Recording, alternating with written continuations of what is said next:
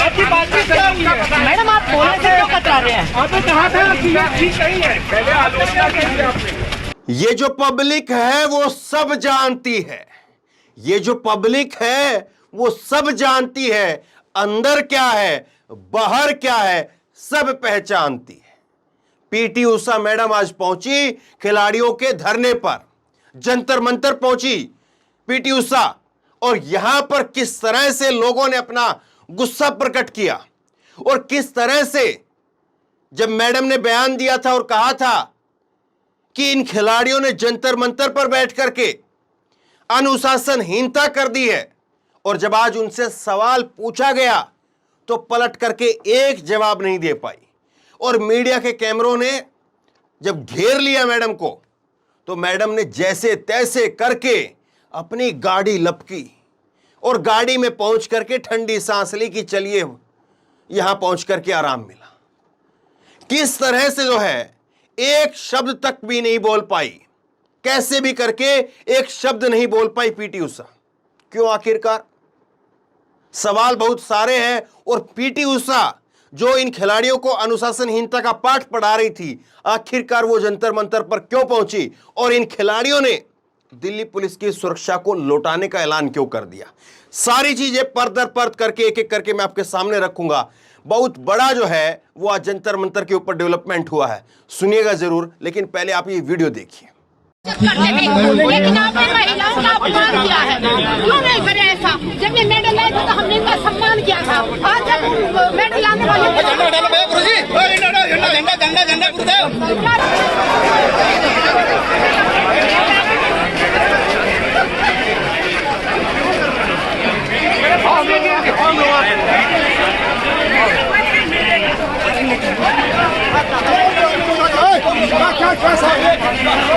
अरे थोड़ा पीछे आइए भाई।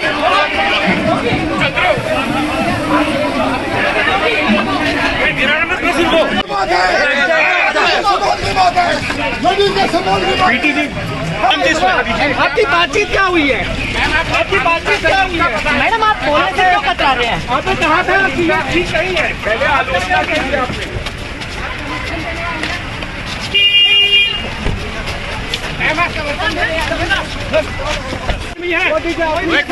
एक मिनट, हम फौजी आदमी हैं, हमारी बहन बेटियों के लिए कैसे गलत बोला? हम फौजी आदमी हैं, हमारी बहन बेटियों के लिए कैसे बोला? ये भी एक लेडीज है, ये भी एक लेडीज है। राजा तू मेरे गुंडा उठा क्या? जंतर मंतर पर आखिरकार पीटी उषा जब पहुंची हैं तो क्या उनसे सवाल नहीं होना चाहिए? क्या उनको सवालों का जवाब नहीं देना चाहिए? और अगर ऐसे ही केवल और केवल उन खिलाड़ियों से ही बात करनी थी तो इन खिलाड़ियों से कहीं और भी बात की जा सकती थी। और ये खिलाड़ी तो 3 महीने से 4 महीने से बैठे ही थे, और विनीश फोगाट ने कहा कि पीटी उषा ने मेरा फोन तक नहीं उठाया। आखिरकार जब ये खिलाड़ी लोगों के बीच में आ गए, यहां पर बैठ गए, तब खिलाड़ियों के साथ में बातचीत करने के लिए पीटी उषा जी पहुंची हैं। पहले फोन तक नहीं उठ रहा था, यह खुद विनीश फोगाट का एक बयान है, मैं आपको सुना चुका हूं। और आज जो है जब खिलाड़ी लोगों के बीच में बैठे और लोगों का जमावड़ा, लोगों का साथ उनको मिल रहा है, तो वो उन खिलाड़ियों के बीच में आई है। इसका मतलब क्या है मैं आगे आपको बताऊंगा। दूसरी खबर आप देखिए, दूसरी खबर देखिए। दिल्ली पुलिस ने सुरक्षा देने की पेशकश की थी, सुप्रीम कोर्ट ने भी कहा था कि सुरक्षा दी जाए, और खिलाड़ियों की तरफ से दो टूक जवाब आया है। खिलाड़ियों ने कहा है कि अगर जंतर मंतर पर भी हम सुरक्षित नहीं हैं तो फिर कहां पर सुरक्षित होंगे?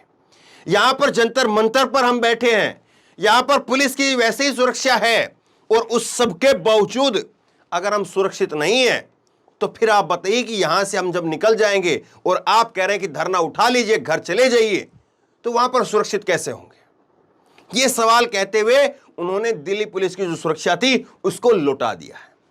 अब 2-3 चीजों को थोड़ा सुनिए, और पहले आपको ये ब्रजभूषण का बजरंग पूनिया का जो है वो मैं आपको बयान सुनाता हूं। बजरंग पूनिया ने कहा है कि उन्होंने पीटी उषा ने यही बोला है कि मैं आपके साथ खड़ी हूं और आपको न्याय दिलाऊंगी। जब तक ब्रजभूषण शरण सिंह जेल नहीं जाएंगे तब तक हम यहीं पर रहेंगे। तो पीटी उषा मैडम जो है वो कह करके गई है कि मैं आपके साथ में हूं।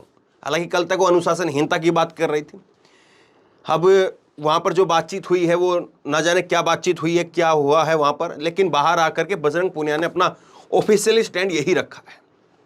अब वो सरकार का कोई संदेश लेकर के आई थी या इन खिलाड़ियों का कोई संदेश सरकार तक ले जाना चाह रही है, या सरकार ये दिखाना चाह रही कि देखिए हम थोड़ा नीचे आ रहे हैं, क्योंकि अभी तक जब ये खिलाड़ी यहां पर बैठे हैं सरकार की तरफ से कोई नुमाइंदे नहीं आए हैं। एक बार जो है वो ओलंपिक संघ की तरफ से कुछ अधिकारी आए थे, खिलाड़ियों ने बताया और खिलाड़ियों ने कहा कि आपसे हम बात तो बाद में करेंगे, पहले यहां पर कुछ खाने पीने का इंतजाम करवा दीजिए, बहुत सारे खिलाड़ी यहां पर हैं, 24 घंटे हम यहीं पर रहते, पहले खाने पीने का इंतजाम करा दीजिए, सबसे पहले खाना तो कराइए, उसके बाद में देखते हैं। लेकिन सरकार की तरफ से कोई बड़ा अधिकारी नहीं आया था। अब पीटी उषा आई है, ओलंपिक संघ के अध्यक्ष है, ओलंपिक एसोसिएशन के अध्यक्ष है आईओए की, तो किस तरह से जो है अब सरकार मैसेज दे रही है, इस बात को आप समझिए। सरकार को लग रहा है कि देखिए 11वां दिन आज जो है इस धरने का हो रहा है और 6ठा दिन जो है वो एफआईआर का हो रहा है, ना उससे जो है वो गिरफ्तारी हुई है, ना पूछताछ हुई है, वो ऐसे में कहीं मैसेज जो है उल्टा ना चला जाए। और कर्नाटक के चुनाव भी चल रहे हैं, तो कुछ ना कुछ तो अपनी तरफ से। और दूसरी बात यह है कि सुप्रीम कोर्ट में भी सुनवाई होनी है, और सुप्रीम कोर्ट में सुनवाई में आखिरकार बताएंगे क्या? अगर कोई वहां पर गया नहीं, कोई डेवलपमेंट नहीं हुआ, तो वहां पर बताएंगे क्या कि आखिरकार हमने अपनी तरफ से क्या किया, क्या बातचीत की। तो इसलिए जो है ये सारा प्रोग्राम, ये सारे डेवलपमेंट जो हो रहा है, आपने देखा होगा इसी तरह से जो है कमेटियां बना करके शाहीन बाग का जब आंदोलन चल रहा था तो वहां पर भी भेजी जाती थी, सुप्रीम कोर्ट ने कमेटी बनाई थी, इसी तरह से किसान आंदोलन में भेजा जाता था। लेकिन सवाल कमेटी का नहीं है, सवाल इस बात का है कि जिस व्यक्ति के ऊपर पोक्सो के तहत मामला दर्ज हो गया है, 7 महिला खिलाड़ियों की शिकायत है जिसमें एक नाबालिग है, एफआईआर हुए आज 6वां दिन है, 6 दिन हो गए एफआईआर हुए, और 6 दिन होने के बावजूद आज तक उसकी गिरफ्तारी क्यों नहीं? 6 घंटे नहीं लगेंगे साहब, 6 घंटे भी नहीं लगेंगे। अगर किसी के खिलाफ ऐसा पोक्सो के तहत मामला दर्ज हो जाए तो 6 घंटे के अंदर अंदर वो पकड़ करके उसको पुलिस अंदर डाल देती है। अब या तो ये कहें कि ये बृजभूषण जो है फरार चल रहा है, बिल्कुल फरार नहीं है, गोंडा के अंदर जो है अपने वहां पर अपने घर के अंदर बैठा हुआ है। अब जो है ये हो सकता है कि वो अपनी राजनीति चमकाने के लिए कि गिरफ्तारी हो तो कम से कम जो है वो मेरा दल बल के साथ में हो। हालांकि वो अपनी तरफ से कह रहा है कि मैं एक सिपाही भेज देगा तो उसके साथ चला जाऊंगा, पुलिस अगर मुझे लाने के लिए एक सिपाही को भेज देगी तो उसके साथ बैठ करके आ जाऊंगा। ये तो कहने की बातें, आप देखना जिस दिन उसकी गिरफ्तारी होगी कैसा जलूस निकाला जाएगा, इस बात को भी आप देखना। लेकिन यहां पर जो 2 बड़ी चीजें हुई है, जो 2 बड़े डेवलपमेंट हुई, इसको समझना जरूरी है।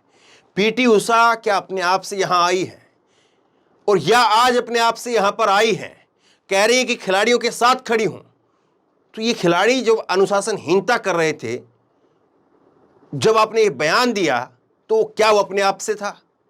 सोचिए जरूर इस बात को, क्योंकि एक चीज तो सच नहीं हो सकती है, या तो आपकी इन खिलाड़ियों के साथ हमदर्दी जो है वो ठीक नहीं हो सकती है, या फिर जो आपको उस वक्त में जो आपने स्टैंड लिया था कि अनुशासनहीनता कर रहे हैं खिलाड़ी, वो ठीक नहीं हो सकता है।